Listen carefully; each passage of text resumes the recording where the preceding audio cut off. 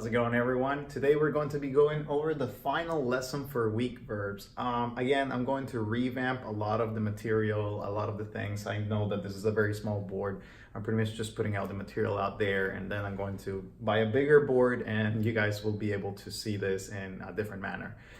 That will come in the future once I have a budget to, revamp this whole room. Pretty much is empty right now, so but it is what it is. Today I just want to go over geminates. Geminates are verbs that have two identical consonants. So for example, the word sabab, which means to surround, you see has two baits right there. So when that happens, what happens is one assimilates into another and they form a Dagesh Forte. But there are only two instances where this does not happen, and I put them around here. So it's either when the verb adds a verbal ending or a verbal kind of like it grows something.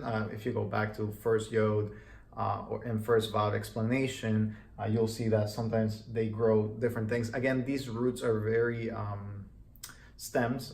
The stems are very rare.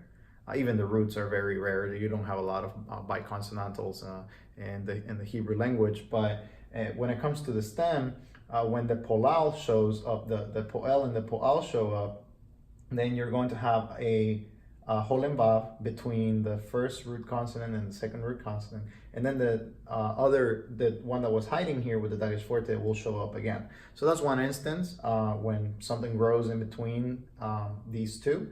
Then the one that was hiding here in the Dagesh Forte shows up again. And then the other time is if they have a pronominal suffix attached. So for example, here I have a pronominal suffix attached at the end.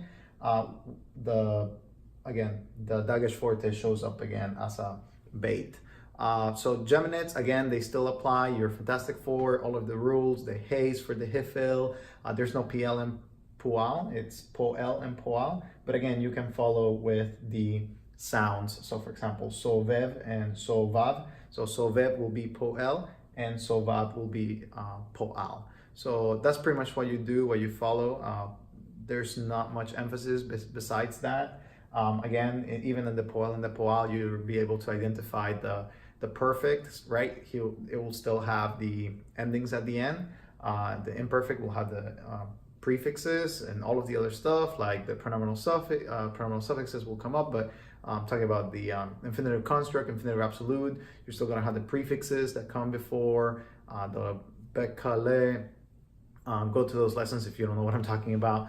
But yes, that's pretty much what's going to happen. So when the geminates show around, just remember they either go into the dagesh, into the second root consonant, or in very rare cases they show up as a poel poal.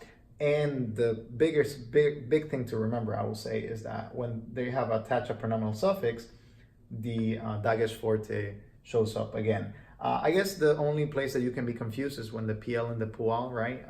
That's when you will be like, oh, Dagesh Forte in the middle. But always analyze your endings. Remember, start always like, does it have an ending? Does it have a Fantastic Four? And that's how you decode then the stem that you're trying to find. This is the final lesson for weak verbs. I can't believe I'm done, but I have a lot of work to do to revamp all of the videos for you guys. If you want to support me and the videos, and actually I'm hoping by the time I'm starting to do the Greek series, I'll have a bigger board that I'm able to share with you guys better material. So I'll be starting kind of drafting the Greek series. Hopefully I'll be done by the summer. May, June, hopefully, after I buy all this stuff. But if you want to support, go to patreon.com/disruptiveadventism. That's kind of like the media company or ministry that I run. And all of the proceedings go to help me make videos and, upgrade my equipment and everything. So I'm actually having some upgrades come up later this week, but I wanted to put out the video before as I start revamping everything. I just want to appreciate you having watched this series and just start from the beginning all the way down. If you need to remember, they're very short, so hopefully you learned something. Thank you for watching, and if you have any questions, please make sure to just comment down below or make sure to just give me some feedback, and I'll make sure to help you out and the best I can. Have a great day, and I'll see you in the next one.